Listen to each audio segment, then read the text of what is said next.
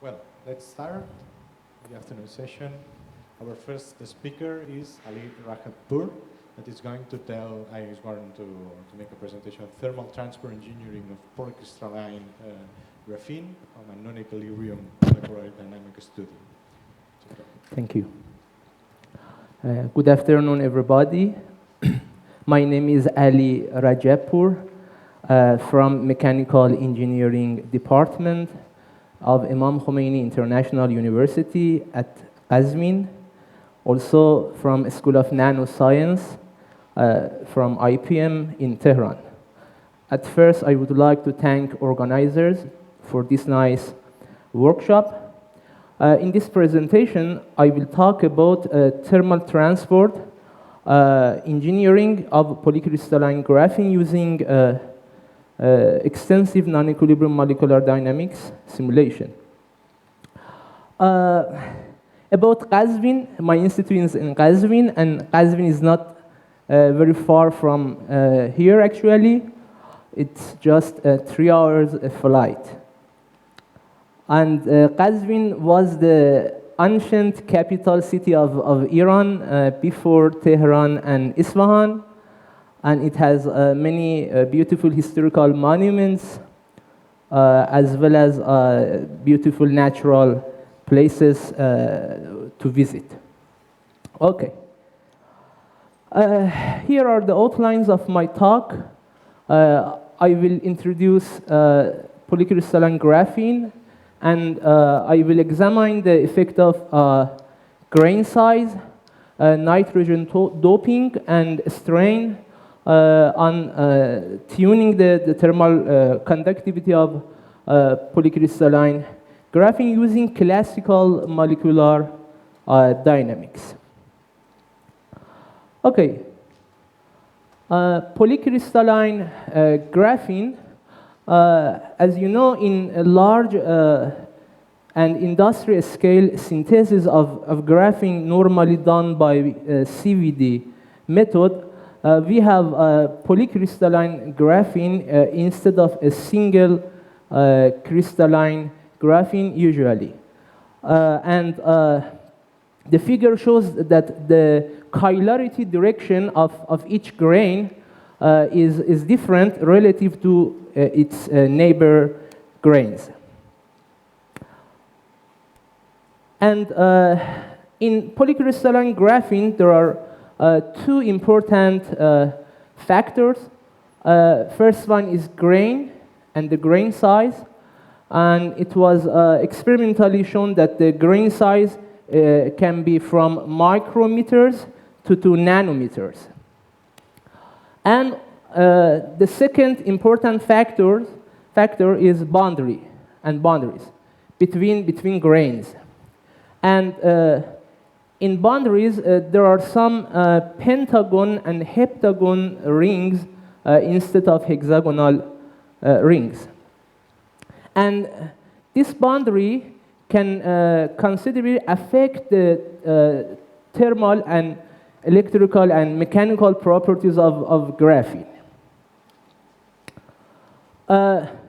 The grain boundaries can reduce the electronic mobility of graphene. And it was shown that the mechanical strength of polycrystalline graphene is much less than pristine and single crystalline graphene done by a DFT calculation, but not the Young's modulus of polycrystalline graphene, just the ultimate strength of polycrystalline when the graphene breaks. So the stress at that time is much less than compared to pristine graphene.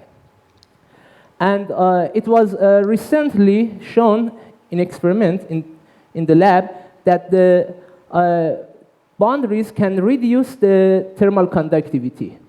When we go to a smaller grain size, the thermal conductivity significantly reduces. And that's because of when we have a smaller grain size, we have more boundaries and more scattering at boundaries, so the thermal conductivity decreases.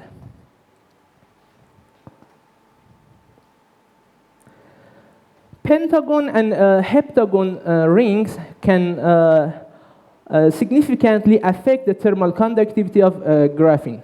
For instance, in amorphous or disordered graphene, we have shown that the thermal conductivity decreases by increasing the pentagon and heptagon rings concentration as defect, and the behavior of graphene under strain is also varies by existence of pentagon and heptagon rings. Okay, back to polycrystalline graphene and MD simulation. Kotakowski and Meyer developed a MD model to produce a realistic polycrystalline graphene, and they could generate the boundaries very well in agreement to experiments.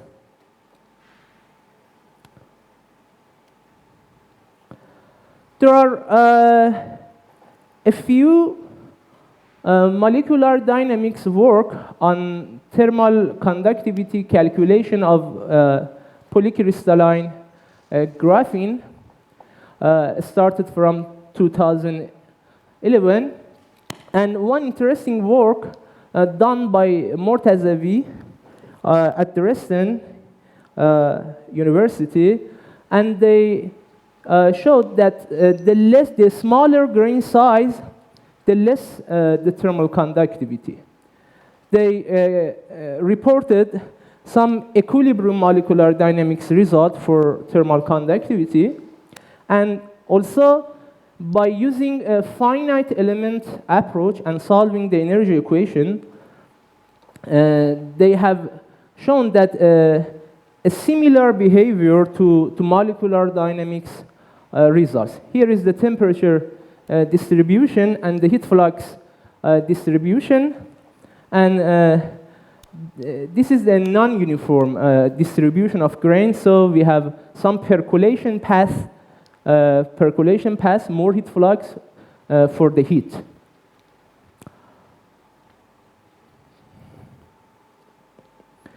In this present study, I will provide and show some non-equilibrium molecular dynamics to examine the effects of following factors: nitrogen doping, as well as tensile and compressive strain on the thermal conductivity of polycrystalline graphene. About nitrogen doping, nitrogen has a significant effect on thermal conductivity of graphene, and nitrogen is an excellent substitution because of its appropriate atomic size and a strong covalent bond between nitrogen and carbon.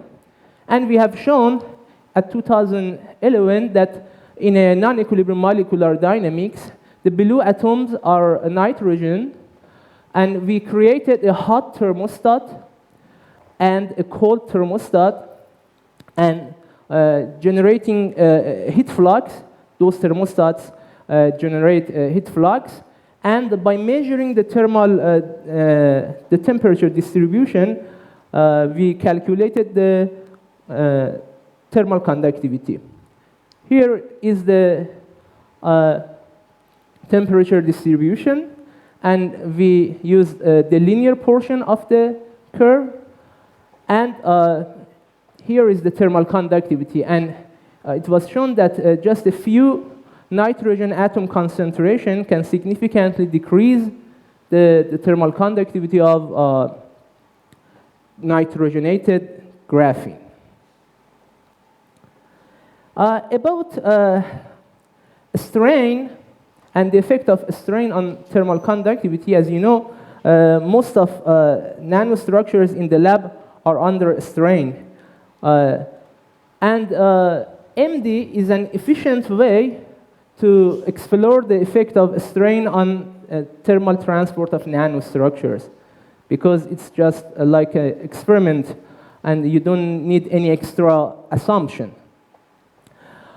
Lee et al. At 2010, using equilibrium molecular dynamics, have shown that the effect of strain on bulk structures, as well as two-dimensional nanostructure and 1D nanostructures. And for instance, they have shown that in silicon, the thermal conductivity of bulk silicon decreases by applying tensile stress and strain also, and by compressing the silicon, the thermal conductivity increases. That's why, because the material stiffness of the structure changes, and the group velocity, by calculating the phonon dispersion, changes with applying a strain.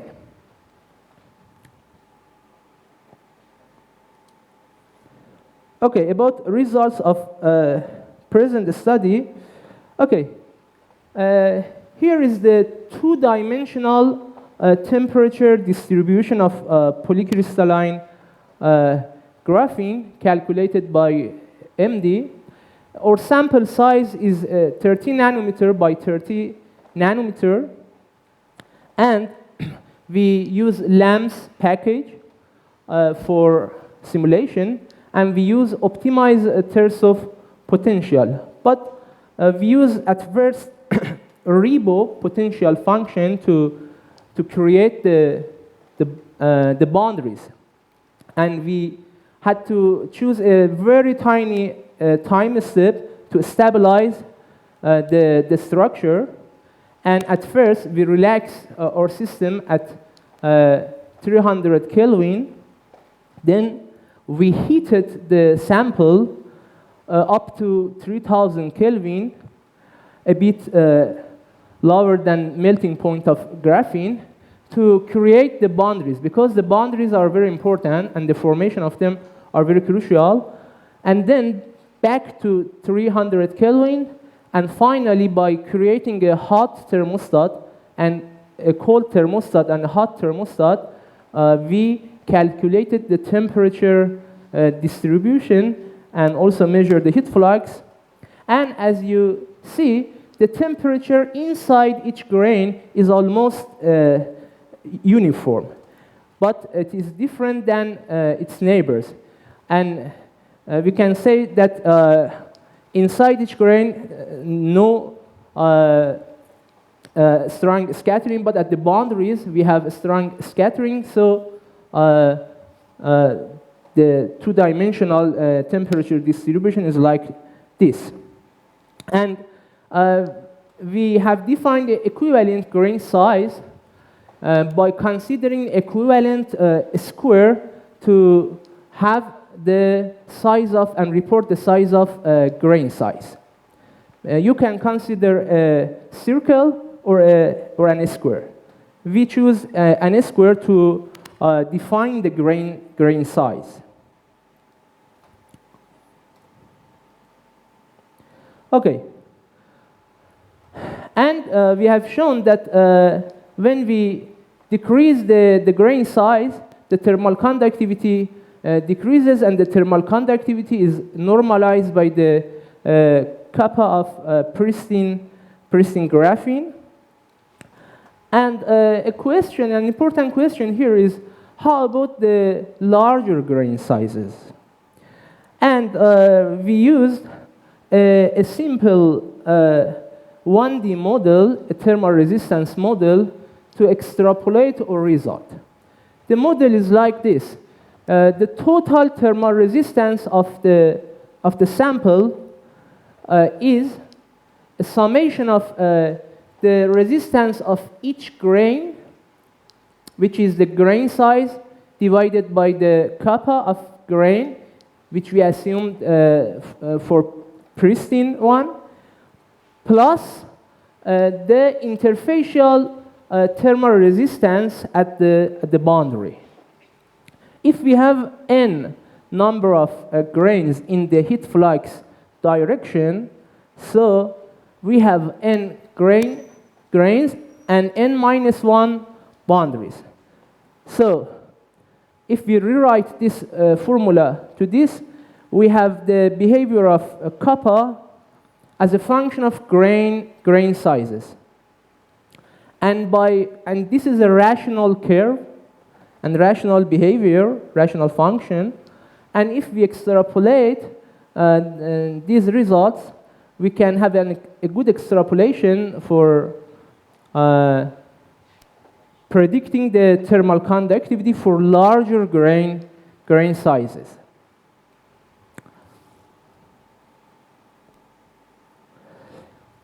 Then we wanted to see if nitrogen concentration and nitrogen doping is how much influence the thermal conductivity of polycrystalline graphene. Here are nitrogen atoms distributed randomly over the sheet. And we see that the behavior of polycrystalline is different than pristine one. And it's when we decrease the grain sizes, the sensitivity of thermal conductivity of polycrystalline decreases for smaller grain sizes. And then we wanted to see how about larger grain sizes. And by extrapolating the results, we see that in larger grain sizes, the nitrogen doping is effective and can change considerably the thermal conductivity of polycrystalline graphene.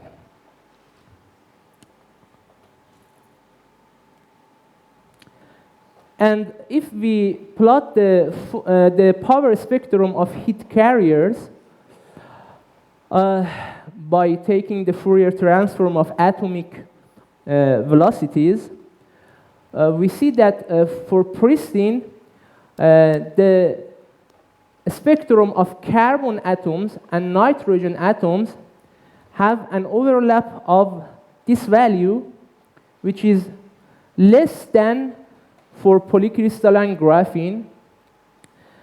This means that nitrogen can scatter heat carriers more in pristine, but not so much in polycrystalline graphene, because the overlap of vibrational behavior of atoms are the same in polycrystalline graphene.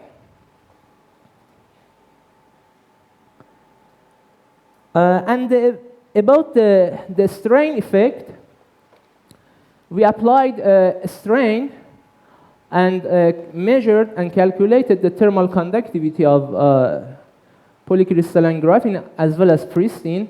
And we see that for pristine graphene, by applying a strain, the thermal conductivity decreases.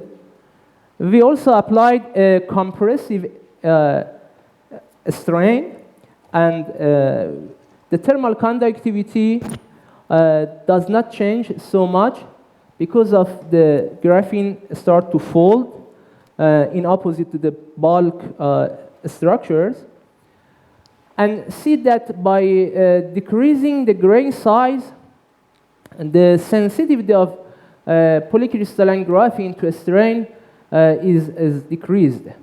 And if we plot the power spectrum for pristine and polycrystalline graphene, we see that when we apply, for example, 0.1 strain level, we have a shift in the frequency range from here to here, which shows that the group velocity of the system should be decreased, but we have less shift in polycrystalline graphene from this curve to this one.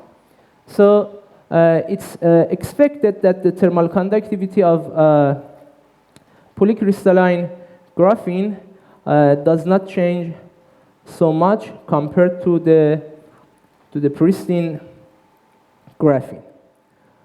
Okay, I finished a bit sooner. In summary,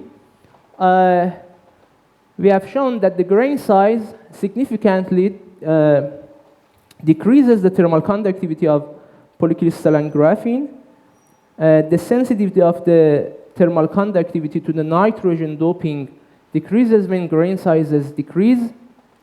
And the nitrogen doping effect for small grain sizes as well as larger grain sizes using 1D thermal resistance was calculated. And the sensitivity of the thermal conductivity to the applied strain also is not so high for the polycrystalline graphene. I should acknowledge my MS student, Said Bazrafshan, who did the simulation and who prepared the figures. And also acknowledge Dr. Bohera Mortazavi from University of Weimar in Germany. And thanks for your attention. Okay. We have time for several questions.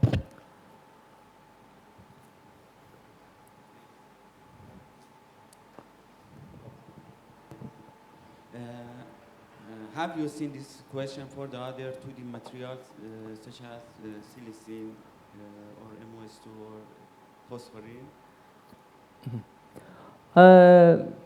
Actually, not, but I know that for example, for molybdenum disulfide, MOS2, Bohera Mortazavi did. But the important point is how you can generate the boundaries very well in your model, so you can mimic the experiment observation for the boundaries and the stabilization of the system. And for MOS2, I know that it was recently published, but for other 2D structures, I don't know.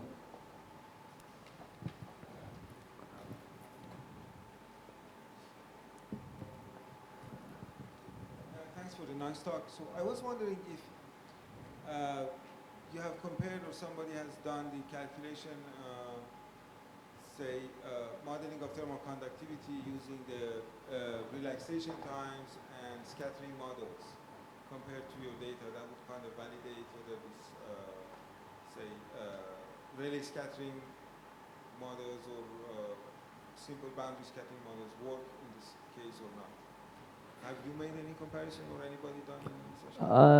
Actually, I didn't find a work or I have not seen. But no, I have not compared my result with those methods. Because those are based on population theory and are approximate models. I mean, their merit is that those calculations are maybe faster than doing MD, but they're based on some models that are approximate. So my question was, do these models work or not?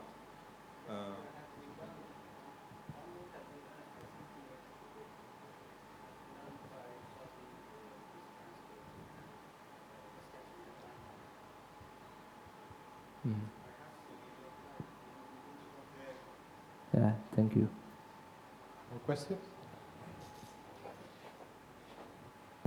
So related to the Kieran's comment, I have so if you look at the, so comparing with the harmonic lattice times result with Martin-Sen's rule and directly comparing with your MD simulation, it is very interesting to see the breakdown of Martin-Sen's rule. So using the multi-power simulation, so multiple scattering happens, the simple boundary scattering doesn't work. For Rayleigh, yes. So another question is, have you looked at the sensitivity of the distribution of grain size in your simulation? No, not yet actually, but as I show, this is like, you mean the distribution of grains? Yeah, but in this work, it was done, and not by molecular dynamics, but in finite element calculation. And they have shown that for smaller grain sizes, the distribution is important, and the heat could find some percolation paths. I mean, in here the grain size are larger than this, so the heat flux here is much more compared to the other passes. Yeah, but in MD, no, but it is possible to see. Yeah, thank you. Any other question? Let's thank the speaker. Thank you.